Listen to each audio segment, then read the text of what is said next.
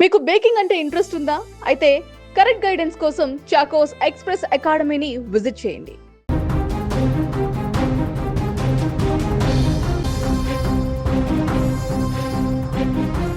తెలుగు రాష్ట్రాల ప్రజలు అప్రమత్తం కావాల్సిన సమయం వచ్చింది. వాతావరణ శాఖ ప్రకారం వచ్చే వారం రోజుల పాటు వర్షాలు విరుచుకుపడతాయని అధికారులు హెచ్చరిస్తున్నారు. భారీ వర్షాలు, మెరుపులు, ఈదురుగాలులతో వాతావరణం మొత్తం మారబోతోంది.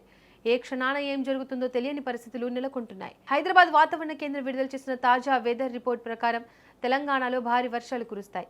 ఆదిలాబాద్, కొమరంభీం, ఆసిఫాబాద్, నిర్మల్, నిజామాబాద్, ఖమ్మం, మహబూబాబాద్, వరంగల్, హన్మకొండ, మెదక్, కామారెడ్డి, మహబూబ్ నగర్ జిల్లాలు హై అలర్ట్లో ఉన్నాయి. ఇక్కడ భారీ వర్షాలు పడే అవకాశం ఉంది. గంటకు 30 నుంచి 40 కిలోమీటర్ల వేగంతో గాలులు వీస్తాయి. ఆకాశం నుంచి గర్జనలు మొదలయ్యాయి. వాతావరణం ఎప్పుడు ఎలా మారుతుందో చెప్పలేమని అధికారులు చెబుతున్నారు. జూలై 30 నుంచి జూలై 1 వరకు రాష్ట్ర వ్యాప్తంగా వర్షాలు కురుస్తాయి. ముఖ్యంగా ములుగు, భద్రాద్రి కొత్తగూడెం, ఖమ్మం జిల్లాల ప్రజలు జాగ్రత్తగా ఉండాలి.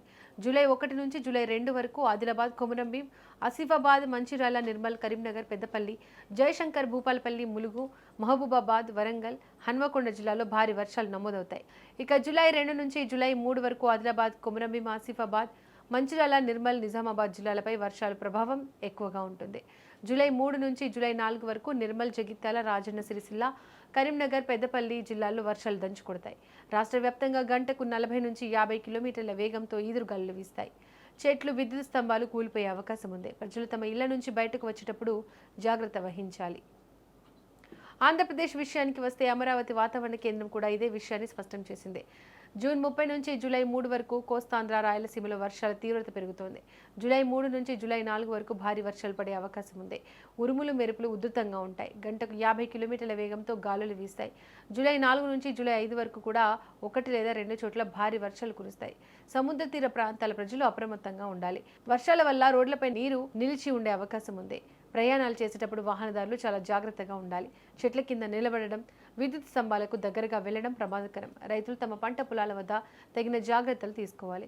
పశువులను సురక్షిత ప్రాంతాలకు తరలించాలి. వాతావరణ శాఖ ఎప్పటికప్పుడు అప్డేట్స్ ఇస్తోంది. ఆ హెచ్చరికలను గమనిస్తూ ఉండాలి. ప్రభుత్వం కూడా లోతట్టు ప్రాంతాల ప్రజలను అప్రమత్తం చేస్తోంది. ఈ వర్షాలు కేవలం వర్షాలు మాత్రమే కాదు, భారీ ప్రమాదాలను కూడా వెంట తెచ్చే అవకాశం ఉంది. పాత ఇళ్లలో ఉండేవారు అప్రమత్తంగా ఉండాలి. గోడలు కూలిపోయే ప్రమాదం ఉంది.